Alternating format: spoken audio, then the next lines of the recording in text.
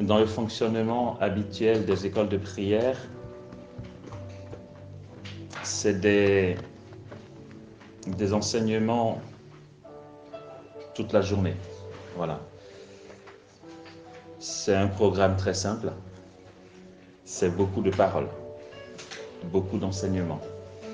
Et pour ne pas que l'on décroche, on propose des petites pauses de 5 minutes. Voilà, on dit 5 minutes, ça prend toujours 10, parce que le temps de partir prendre le café, de revenir s'asseoir, mais pas plus de 10 minutes en tout cas. Voilà, 10 petites minutes de pause pour pas qu'on décroche, et puis on revient pour 3 autres quarts d'heure jusqu'à la fin de la journée, en tenant compte de la pause midi, bien sûr.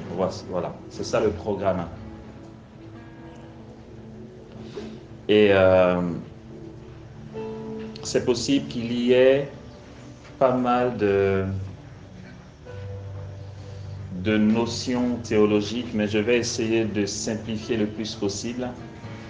C'est un thème qui est assez délicat. Disposition pour une croissance du ministère charismatique.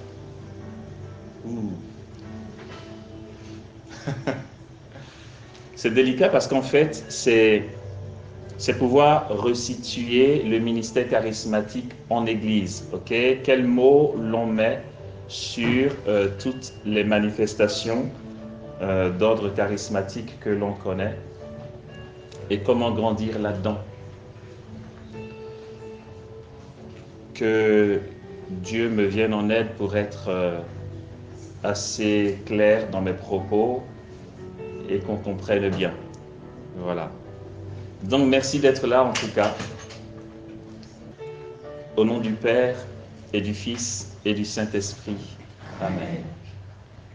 Notre Père qui es aux cieux, que ton nom soit sanctifié, que ton règne vienne, que ta volonté soit faite sur la terre comme au ciel. Donne-nous aujourd'hui notre pain de ce jour. Pardonne-nous nos offenses, comme nous pardonnons aussi à ceux qui nous ont offensés, et ne nous laisse pas entrer en tentation, mais délivre-nous du mal. Car c'est à toi qu'appartiennent le règne, la puissance et la gloire pour les siècles des siècles. Amen. Réjouis-toi Marie, pleine de grâce, le Seigneur est avec toi. Tu es bénie entre toutes les femmes, et Jésus, le fruit de ton sein, est béni. Sainte Marie, Mère de Dieu, priez pour nous pauvres pécheurs, maintenant et à l'heure de notre mort. Amen. Gloire au Père et au Fils et au Saint-Esprit, comme il était au commencement, maintenant et toujours, dans les siècles des siècles. Amen. Il est dit dans le livre des Actes des Apôtres, c'est le chapitre 2, à partir du verset 37.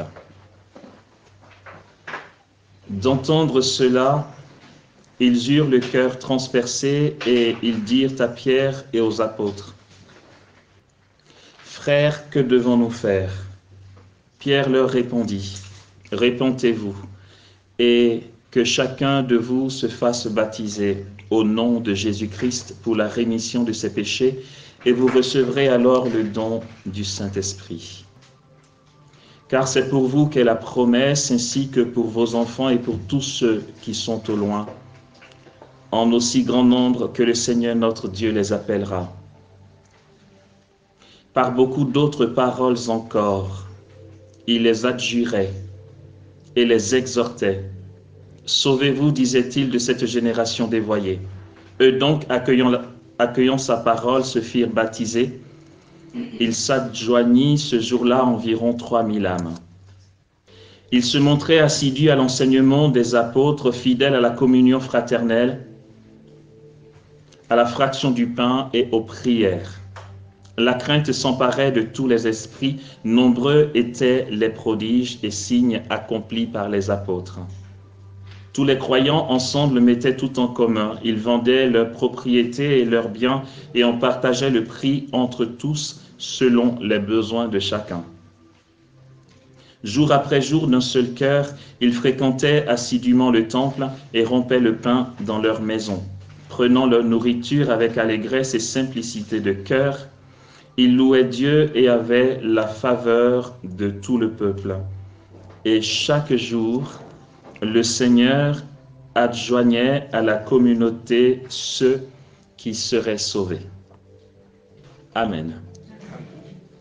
Nous avons pensé à ce thème aujourd'hui, disposition pour une croissance du ministère charismatique.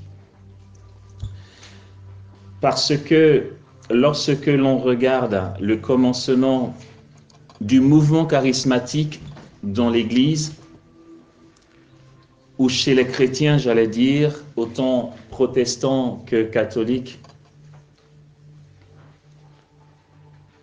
on se rend compte lorsque l'on prête attention qu'il y a un bilan à faire. Il y a un point à faire. Nous sommes à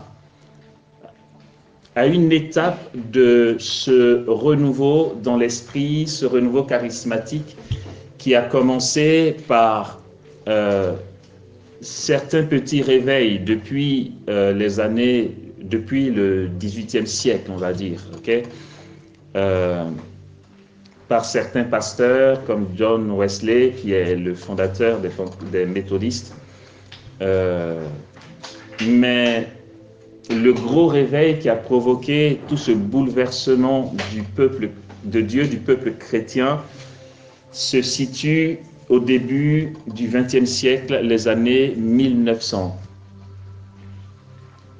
Et ça produit ce que nous connaissons au niveau charismatique, au niveau charisme extraordinaire dans l'Église, et cette floraison donc de ministères charismatiques, de groupes de prière, d'exercices de charisme, surtout extraordinaires, parce que les charismes ont toujours existé dans le peuple de Dieu, sinon Dieu n'est pas là, c'est clair. Nous allons voir pourquoi je dis ça, c'est que le charisme a une dimension à la fois ordinaire et extraordinaire. Ce qui attire plus l'attention, ce sont les charismes extraordinaires, puisqu'il y a des charismes ordinaires de charité, d'accueil, d'organisation, d'exhortation, de sagesse, etc. Tout ça, ce sont des charismes. Le charisme, étymologiquement, c'est la grâce gratuite. Voilà. Il y a un pléonasme dans l'expression. Gratia gratis data en latin, c'est une grâce gratuite. Je dis que c'est un pléonasme parce que la grâce est ce qui est gratuit à la base. Mais pourquoi l'Église se permet ce pléonasme? C'est pour mieux comprendre qu'en fait, lorsque le Saint-Esprit accorde un charisme, il ne le donne pas pour le mérite du bénéficiaire. Il le donne pour son Église. Et en fonction de l'apostolat que nous avons ou le service que nous exerçons dans l'Église, le Seigneur t'investit d'instruments, donc de charisme, de talents, en vue d'édifier le peuple de Dieu. Ce qui est complètement différent, et c'est ce que nous allons voir dans une première partie, c'est complètement différent de signes tangibles de croissance dans l'union à Dieu. On peut exercer un charisme extraordinaire, un charisme complètement bluffant, et puis sans avoir obligatoirement une vie d'intimité avec Dieu. C'est tout à fait possible. C'est à ce titre-là que Jésus pourra dire, beaucoup diront, j'ai guéri en ton nom. Et je vais leur répondre, éloignez-vous de moi, vous qui commettez le mal, je ne vous ai jamais connu. Ah bon? Ben, n'est-ce pas en ton nom que j'ai guéri? Oui, parce que l'Esprit Saint répand des charismes, et le charisme est donné non seulement pour l'édification du peuple de Dieu, pour notre édification aussi. Autrement dit, ce n'est pas parce que nous sommes aptes que nous avons un charisme, nous avons un charisme qui est censé nous conduire à une aptitude à l'union à Dieu. Nous pouvons très bien utiliser le charisme dans l'évangélisation sans nous soucier d'un cœur à cœur avec le donateur. Je peux très bien décider de faire du business avec mon charisme si j'ai un charisme de guérison. Est-ce que ma manière de l'exercer plaît à Dieu? Peu importe, du moment que l'Esprit Saint est donné. Or, les dons et appelle de Dieu sont sans repentance. Quand Dieu a donné, il a donné. Et c'est parce qu'il nous laisse ce qu'il nous a donné que la parabole dit aussi que le maître à son retour dira « Tu as fait quoi du talent que je t'ai donné ?» Le maître, dans la parabole, est absent, il est parti. Il t'a laissé le talent, à toi de l'exploiter. Certains vont l'utiliser comme il faut, d'autres non. Voilà. C'est vrai que ça peut paraître curieux, c'est qu'on pense que l'Esprit s'est donné le charisme, donc forcément il cautionne tout ce que je fais, pas spécialement. Faut dissocier, et ça va nous ouvrir donc à la deuxième partie après la pause. Il faut dissocier ma vie avec Dieu et le charisme que je reçois. Or, le renouveau charismatique que nous connaissons depuis le début du XXe siècle est un renouveau charismatique. Nous comprendrons donc que ces charismes qui sont répandus et qui ne le sont pas pour notre sainteté ou notre intimité spéciale avec Dieu, peuvent s'essouffler si le cœur à cœur avec le donateur ne prend pas le relais. D'une part, il ne grandira pas. Si tu n'es pas connecté à la source, il restera, je veux dire, si depuis 10 ans, ton fonctionnement dans ce charisme-là se passe de telle manière, 10 ans plus tard, ça se passe toujours de la même manière. Mais on se rend compte pour ceux qui ont le souci de l'union à Dieu, que le charisme initial prend d'autres dimensions, d'autres aspects et grandit carrément parce que nous sommes connectés et unis à l'olivier franc, qui est le Christ. Demeurez en moi, car sans moi, vous ne pouvez rien faire. Alors donc, j'ai commencé par dire qu'il nous faut faire un bilan aujourd'hui. Nous sommes en 2019 et dans l'histoire de l'Église, ce réveil du début du XXe siècle a porté beaucoup de fruits. Un fruit surprenant en très peu de temps. Comme nous venons de l'entendre ici, lorsque la nouveauté est donnée, le Saint-Esprit est répandu le jour de la Pentecôte, Pierre improvise une prédication dans la puissance du Saint-Esprit et il y a 3000 convertis d'un coup, boum. Parce qu'il y a la notion de nouveauté. La foi se renouvelle. Le cœur adhère plus à Dieu parce que les fidèles sortent de la monotonie du sacrifice. Même si cette monotonie n'est pas une tare. Thérèse de l'Enfant Jésus dira à l'extase, je préfère la monotonie du sacrifice. Ça veut dire, je préfère trouver Dieu dans ce que j'ai à faire au quotidien de laborieux que d'être saisi par une émotion qui me fait être en extase tout le temps. Elle le dit à juste titre, c'est la monotonie du sacrifice qui fait éclore justement l'extase. S'il n'y a plus cette monotonie du sacrifice, l'extase s'atrophie. Voilà, je veux dire, on ne goûte plus Dieu pareil. Il y a un élan. Plus tu vas dans le cœur à cœur et plus le débordement de la grâce va très loin. Et à cause de cette monotonie-là, une monotonie qui peut être bien vécue chez ceux, ou du moins pour les cœurs qui cherchent Dieu, et être mal vécue pour certains chrétiens qui ne vont pas plus loin dans leur vie chrétienne, je veux dire, qui se contentent de pratiques. On va dire, j'ai fait mon devoir de chrétien. J'ai fait la messe du samedi de Pâques, du dimanche aussi. Oh, quel héroïsme! Parce que j'ai dormi à 5 heures du matin après le réveillon, mais j'ai quand même été à la messe du dimanche qui était à 8 heures. Quand j'ai fini ça, ouf! Dimanche de Pâques au soir, je peux être avec mes potes à prendre du vin ou un whisky, et puis on oublie Dieu jusqu'à la prochaine fois où l'Église dira il y a le carême qui revient. Je veux dire, on a une conscience tranquille. Pour ceux-là, la monotonie du sacrifice n'est pas super bien vécue. Au contraire, ça conduit dans une tiédeur éventuelle. Du coup, l'Esprit Saint manifeste une nouveauté, comme à la Pentecôte, et Pierre, qui prêche, porte un fruit énorme. Il est dit que beaucoup de personnes s'adjoignaient à eux. Ils étaient fidèles à la fraction du pain et aux prières. et à l'enseignement des apôtres. Cette journée, dans sa première partie, va se fonder sur ce texte que je viens de lire. Ok. On va déblayer certaines notions pour mieux comprendre le thème tel qu'il est formulé. Et puis, rentrer dans le cœur du sujet. Disposition pour une croissance du ministère charismatique. Quelle attitude avoir pour voir l'Esprit Saint dans son œuvre en nous déployer davantage? J'ai parlé en termes de ministère charismatique, entendons service charismatique. Le ministère, c'est le service.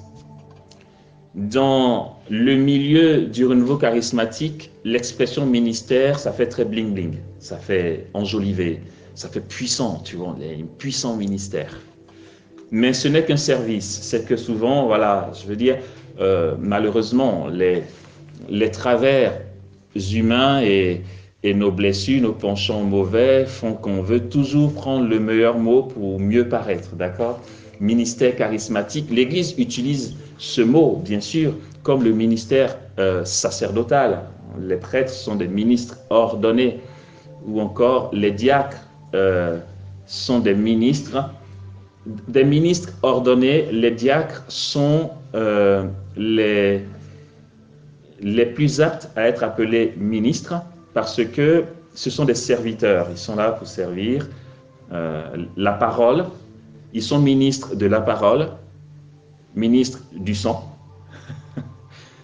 et ministres serviteurs pour que la liturgie se passe bien.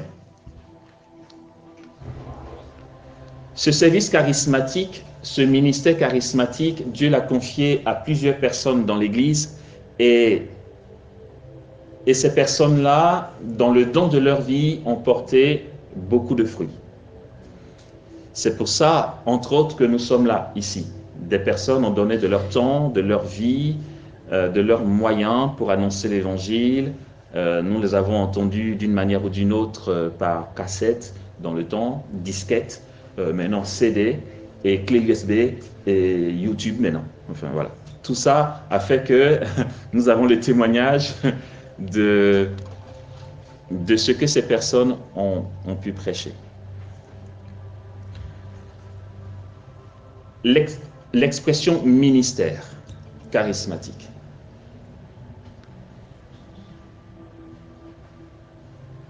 Il y en a très peu dans l'Église qui exercent vraiment un ministère charismatique.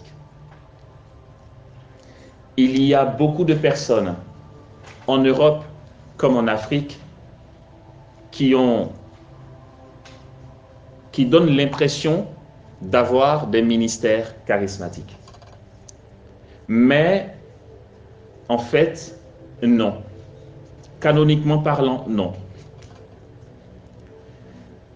On entend souvent dire que Dieu bénisse ton ministère. C'est juste que Dieu bénisse ton service, en fait. C'est un service. Mais, canoniquement, dans l'Église, quand on dit ce frère exerce un ministère de prédication ou un ministère charismatique, c'est que c'est validé par l'Église. Il a fait du chemin. L'Église, dans sa prudence, est très très très lente à mandater quelqu'un ou encore confirmer une personne dans sa grâce. Pour que l'Église reconnaisse en toi un ministère, il faut que l'ordinaire du lieu t'ait vu exercer et discerner les fruits qui ressortent de ton service et déduit que ça a apporté quelque chose au diocèse ou à l'Église universelle avec tous les témoignages autour, et pas seulement lorsque tu es sur scène, ta vie de chrétien en elle-même, ton quotidien, ton relationnel, et disent, écoute, tu nous édifies, je suis ton évêque, je te donne mandat pour exercer au nom de l'Église tel ministère dans la prédication ou dans les rassemblements charismatiques. C'est pourquoi je dis, il y en a très peu. Nous autres, on exerce. Cela ne veut pas dire qu'il ne faut pas exercer de charisme ou ne pas prêcher. Si tu ne commences pas par là, l'Église n'aura pas matière à confirmer ta grâce. Donc il faut bien commencer. Mais est-ce que finalement, le but est d'avoir un ministère? Je veux dire, dans le ciel aujourd'hui, il y a des saints dont on ne sait pas le nom. Et dans l'Église, il y a des personnes qui portent du fruit dans le secret. Tout faire pour avoir un ministère, parce qu'on peut se dire, ah tiens, ok, si ça fonctionne comme ça, dis-nous comment on fait pour être reconnu par l'évêque et avoir un ministère. Si tu veux, est-ce que c'est indispensable? Est-ce que Dieu a vraiment besoin de ça pour que tu portes du fruit? Non. Je lui dis, le dernier converti, il peut avoir un charisme, il va prophétiser, et puis un cœur est touché, et ce cœur va devenir un modèle dans toute l'Église universelle. Dieu passe par qui il veut.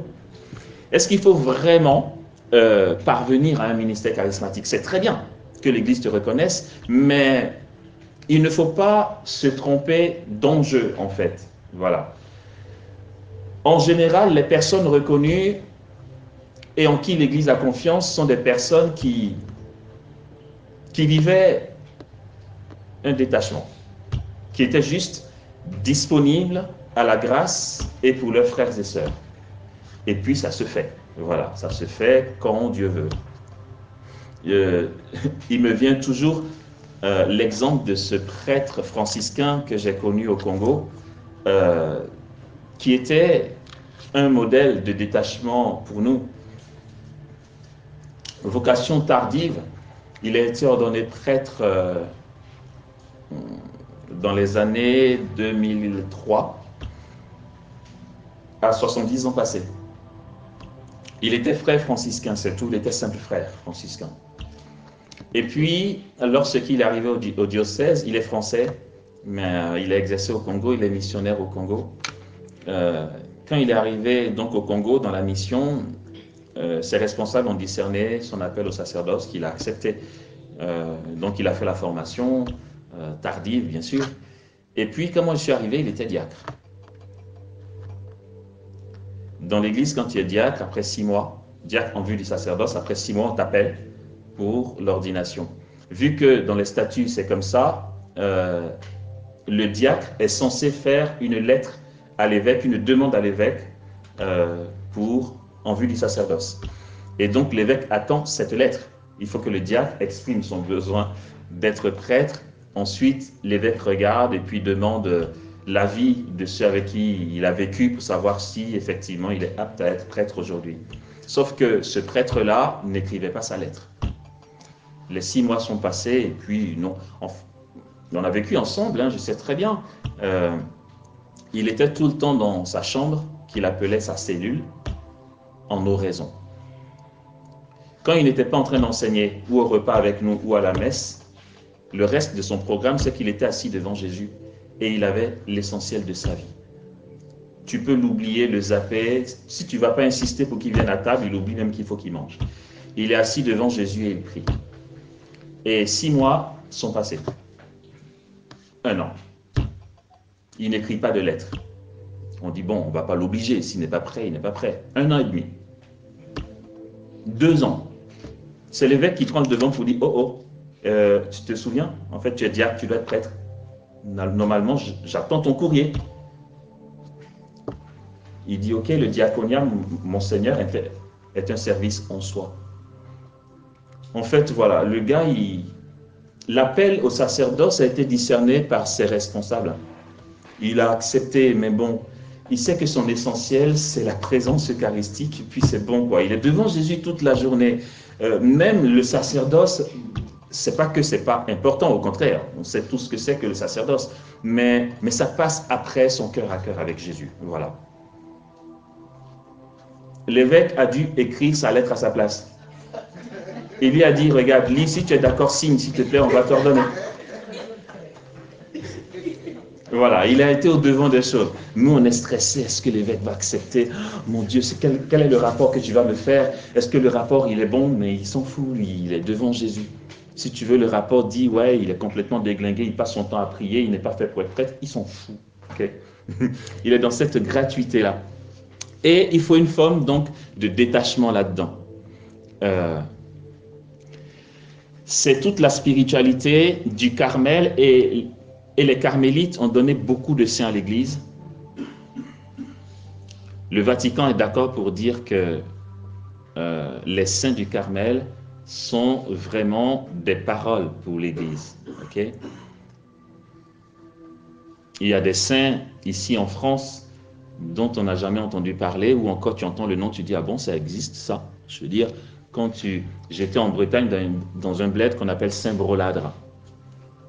C'est le nom du bled. Au point, un jour, on a dit, mais Saint-Broladre, ah oui, on a dit Saint-Broladre, c'est qui Broladre? Quand on se renseigne, le vieux prêtre de la paroisse dit, ouais, bon, vous savez, dans le temps, il suffisait qu'il y ait un gars du village charitable qui prend le devant pour couper le bois de ses voisins. Tout le monde dit, oh, il est sympa. Et quand il meurt, c'est le peuple qui dit, bon, franchement, il était saint, ce gars. Et puis ça reste saint, machin. Voilà, ça se fait comme ça. Mais du coup, il y a des saints, franchement, bon, tu te dis, ils sont saints. Être saint, c'est être donné un exemple. Hein. Mais le Vatican est d'accord que le Carmel, pour les saints qu'il a donné à l'Église, sont vraiment des paroles pour notre temps, parce qu'ils n'ont pas seulement été saints dans leur quotidien, mais ils ont vécu une telle union à Dieu que leurs expériences de vie mystique est vraiment authentique et dit la réalité du royaume au milieu de nous. Et cette spiritualité carmélitaine nous parle d'abandon. Ça va être le maître mot toute la journée, cet abandon, sinon on ne peut pas aller plus loin. Ok. Ceci dit, regardons comment ça se passe. Quand on prie, entre la décision de prier et ce que Dieu fait, on va voir la différence qu'il y a entre les deux. D'accord? On le vit, mais peut-être qu'on ne met pas assez les mots dessus. Parce que ça va conduire la suite. Et on va voir en quoi ce que je dis là va être l'élément déclencheur d'une croissance dans le ministère charismatique. On entend dire, j'ai fait une neuvaine et Dieu m'a exaucé. J'ai fait un Jéricho et Dieu m'a exaucé. J'ai fait des demandes de messe, Dieu m'a exaucé. L'exaucement nous échappe. La neuvaine dépend de nous. Vous comprenez ce que je dis ou c'est compliqué? Je redis. Dieu qui nous exauce à un moment imprévisible, un moment qu'on ne sait pas. Au point que quand on attend un exaucement, on ne sait pas quand ça va tomber. C'est souvent qu'on dit, ah, j'ai longtemps prié pour ça et j'ai reçu la grâce. La neuvaine, tu sais quand tu la commences. Tu décides que je commence une neuvaine demain. Je la fais à telle heure. Tu sais quand commence ta neuvaine, tu sais à quelle heure tu la fais, tu sais quel genre de prière tu vas faire. C'est décidé, c'est un programme que tu te fais. Une fois que tu as fini la neuvaine, tu attends que Dieu t'exauce. Vous comprenez ce que je dis?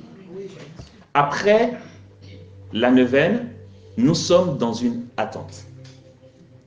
Et cette attente est une stratégie divine qui prépare nos cœurs.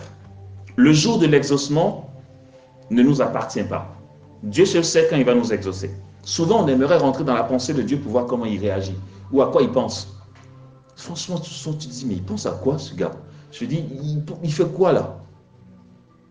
Et puis ça dure, et puis ça dure, et puis ça dure. Et puis au moment où tu t'y attends le moins, pouf, il t'exauce. Là où tu n'y crois même plus, tu te dis, mais bon, je pense que c'est tombé à l'eau, c'est pas sa volonté. Et puis là, pouf, il t'exauce. Lors d'une prière en Bretagne, une personne qui est venue confier son cancer très avancé, il y a eu des guérisons dans l'assemblée, entre autres elle, mais franchement, elle nous disait, une dame d'une soixantaine d'années, depuis l'âge de 25 ans à peu près, elle avait une verrue, vous voyez, le petit truc qui sort là. Ça ne la dérange pas, elle vit avec depuis qu'elle a une vingtaine d'années, elle a 60 ans aujourd'hui. Elle vient confier son cancer. Dieu ne la guérit pas de son cancer, c'est sa verrue qui guérit. Et puis, elle a gardé son cancer. Tu dis, mais Jésus, tu fonctionnes comment? C'est quoi le deal? Attends, pourquoi? Ça ne la dérange pas. Je veux dire, elle mange, elle dort, elle bosse, ça va. Tout le monde sait qu'elle a une verrue. Mais instantanément, là, et puis de manière miraculeuse, elle regarde, ça a complètement disparu. Il n'y a même pas de racine, rien. En fait, miraculeusement, ça a disparu. Pourquoi ce truc-là est mon cancer? Non, on ne peut pas rentrer dans la pensée de Dieu, non. On ne peut pas le cerner, le maîtriser. J'aime bien ce que dit Augustin, je le cite chaque fois, si tu le comprenais, il ne serait plus Dieu. Tu ne peux pas le comprendre, tu ne peux pas le cerner. Et donc, après la neuvaine, je continue sur cet exemple, après la neuvaine que tu vas faire, suspense. Seigneur, dis-moi un truc.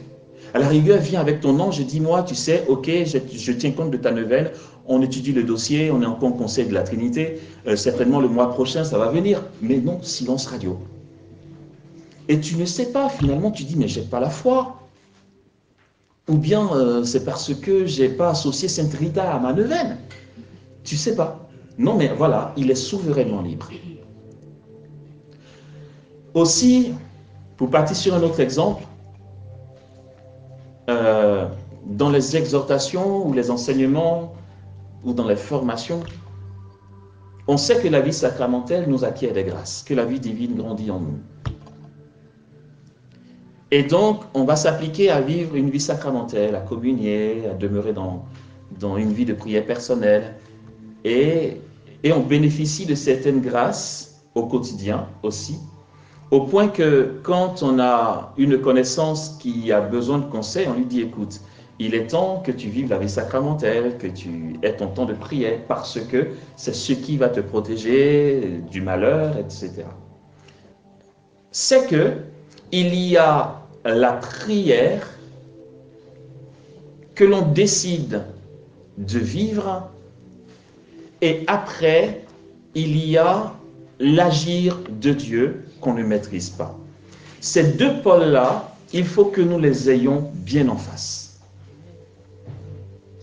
On mélange tout. La partie qui, entre guillemets, nous appartient est celle qui appartient qu'au bon Dieu. Je dis entre guillemets nous appartient parce qu'en réalité, même quand on se fait un programme de prière, ce n'est pas la grâce de Dieu qu'on arrive à la tenir. Okay? Donc je dis entre guillemets. Mais c'est notre décision d'y aller. C'est cette décision de prier qui va susciter toutes les actions imprévisibles du bon Dieu. D'accord. Avant de continuer, parce que c'est important, est-ce que nous comprenons ce que je dis là? Est-ce que nous sommes d'accord pour réaliser qu'il y a l'agir de Dieu qui échappe aux chrétiens, ou même au cours des événements dans le monde? C'est ce que nous connaissons depuis la nuit des temps. Ça a toujours été comme ça. Au point que quand nous prions, c'est toujours le suspense de est-ce que ça va venir ou pas? Parce que Dieu est libre. Ça s'appelle, selon Saint Bonaventure, la nourriture spirituelle et sa perception.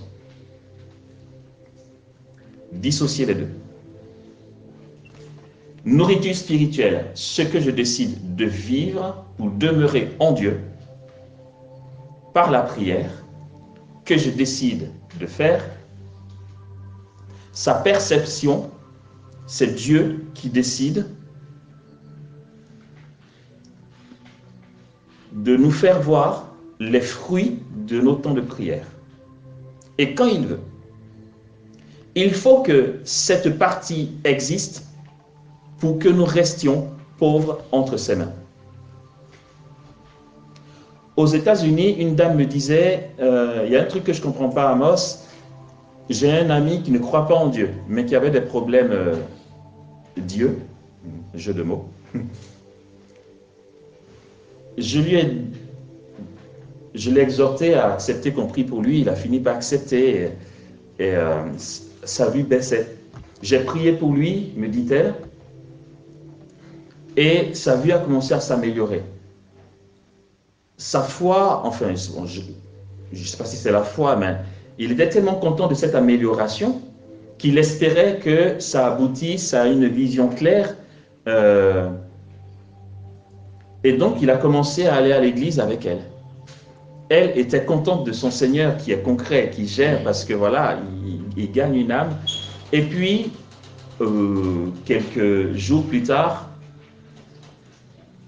sa vue est retombée, c'était pire qu'avant. Et il avait quasiment perdu la vue. Et il a décidé qu'il ne va plus à l'église. Elle a été complètement chamboulée à l'intérieur, bouleversée, fracassée. Elle dit, mais Seigneur, pourquoi? Elle me demande pourquoi. Je dis, j'en sais rien. Je ne sais pas te répondre. Mais pourquoi Jésus ne le guérit pas? Il aurait cru en lui. Mais Jésus est souverainement libre. En fait, tu ne peux pas sonder les plans de Dieu. Nous, rationnellement, on va dire, ok, ben fais l'épreuve et puis il va venir à toi. Mais Jésus ne fonctionne pas comme ça. Et puis, finalement, il se permet de telles choses pour que jamais nous n'ayons la maîtrise de lui, ou la maîtrise même du service, la maîtrise du charismatique, la maîtrise de l'apostolat, la maîtrise de ce que nous faisons. Sinon, tu tombes dans l'orgueil, tu deviens le spécialiste qui sait comment faire. Tu auras beau exercer un ministère charismatique ou d'évangélisation pendant 40 ans, le Seigneur permet ces choses-là pour que jamais tu ne maîtrises. La nourriture spirituelle, l'Église nous donne tout ce qu'il faut pour trouver Dieu chaque jour dans la prière et la vie sacramentelle et la charité. Oui, ça c'est notre domaine. Le Seigneur nous donne tout ce qu'il y a à faire parce que l'Esprit Saint inspire l'Église et nous fait grandir en lui dans une prière organisée, prévue, vécue, régulière. Et puis, de l'autre côté, il nous laisse complètement dans le flou, parce que le Seigneur, c'est lui.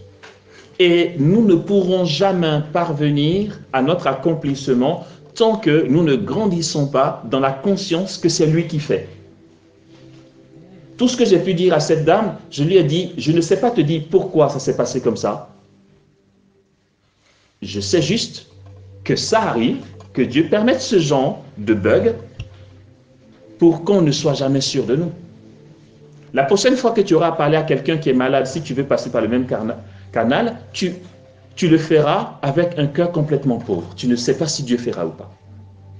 Au point que si on te dit, si la deuxième fois ça marchait, vu que la première fois ça n'a pas marché, et qu'une troisième personne vient te dire, écoute, j'ai entendu que tu as prié pour un tel, il a été guéri, il s'est converti, viens aussi faire la même chose, tu lui répondras, je viens, mais je ne sais pas. Et on va dire, waouh, il est humble. Non, mais l'humilité, ça ne se fabrique pas. C'est Dieu qui sait nous éduquer, vous savez.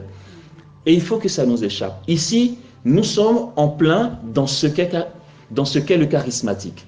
Et parce que cette notion-là, on ne le comprend pas, le charismatique est littéralement en train d'être bâclé dans nos assemblées aujourd'hui. La puissance de Dieu ne va pas plus loin. On n'est pas témoin de plus grande puissance de Dieu aujourd'hui parce que justement, on fait tout pour maîtriser la partie qu'on n'a pas à maîtriser. On veut trop savoir faire. Ce qui ne nous concerne pas. Dans l'Église, ce qui est charismatique, quand on dit ministère charismatique ou groupe de prière charismatique ou manifestation charismatique, c'est justement cet endroit-là qui nous échappe. On ne maîtrise pas le charismatique.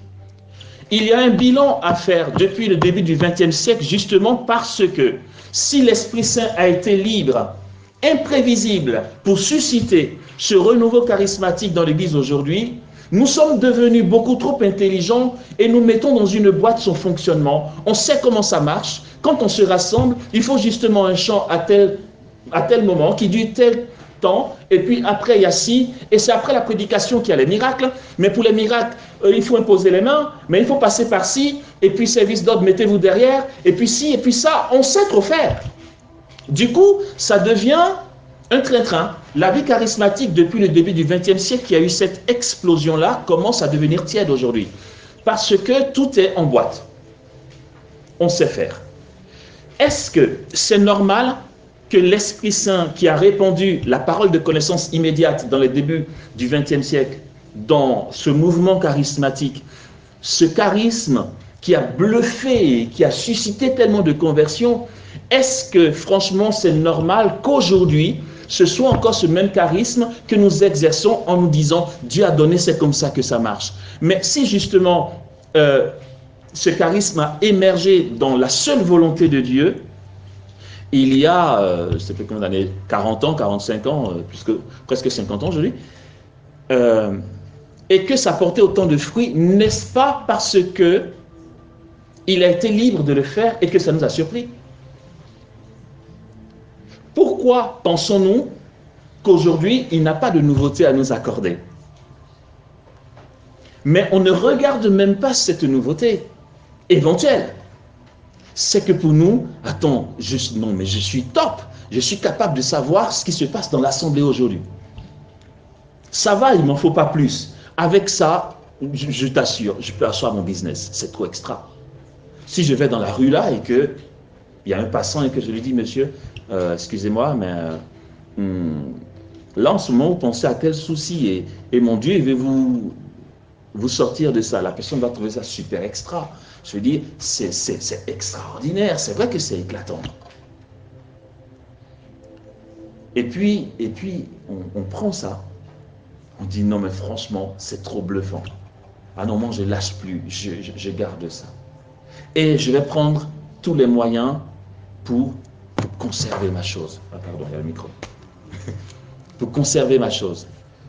Ça va, no panique, l'Esprit Saint te laisse ton charisme. C'est juste que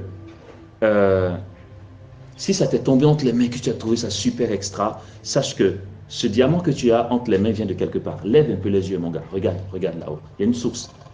Tu verras que celui qui t'a donné le diamant, bon, je commençais par le diamant, celui qui t'a donné le bronze, il est capable de donner de l'argent en plus. Et ensuite de l'or. Et même le diamant. Mais le bronze est tellement extra. Jusque-là, j'avais du bois. Maintenant, j'ai du bronze, les gars. Attendez, regardez. Il y a vraiment un point à faire, un bilan à faire. Le cœur du truc, c'est ça. On va faire la pause, mais c'est que on n'a pas beaucoup fait attention à cette notion de la liberté d'action de Dieu dans nos vies pour nous rendre compte que le propre du charismatique, c'est ce domaine-là. Parce que nous n'avons pas pris conscience de cela, dans la panique humaine, ça c'est humain, on a trop organisé les choses. Et du coup, l'éclat des charismes stagne. Ça peut aller beaucoup plus loin. Dieu n'est pas fini. Il est jaillissement infini. Or, il continue de jaillir. Pourquoi il n'y a pas plus de manifestations dans nos assemblées aujourd'hui? Pourquoi il n'y a pas plus de signes de puissance? Pourquoi il n'y a pas de manifestations au-delà du charismatique? Pourquoi on ne voit pas les anges danser au milieu de nous? Pourquoi Jésus ne déciderait pas d'apparaître en pleine assemblée charismatique? Mais pourquoi pas? Je veux dire, quelle est la loi qui fait que non, il ne faut pas qu'il fasse ça? Parce que dans le charismatique, c'est les paroles de prophétie et les chants en langue. Mais pourquoi il n'irait pas plus loin? Pourquoi on ne verrait pas, je veux dire, l'Esprit Saint se manifester et le voir de nos yeux de chair, comme à la Pentecôte, ils ont vu des langues de feu. Pourquoi ça n'arrive pas? Parce qu'on se contente de. Voilà. Oh, ça a été béni, tu sais, il a donné sur 50 personnes, il a donné jusqu'à 9 paroles de connaissance et demi. Oh, c'était béni, il y avait l'onction. On se contente de. Il ne s'agit pas de dire, Seigneur, ce que tu as donné a vieilli, ça ne vieillit pas. Mais que ce que nous avons vécu de l'agir de Dieu capable de nous surprendre, soit pour nous un exemple et une force pour dire, Seigneur, ben, si tu agis comme ça, alors nous nous abandonnons entre tes mains pour que tu nous surprennes davantage. Amen.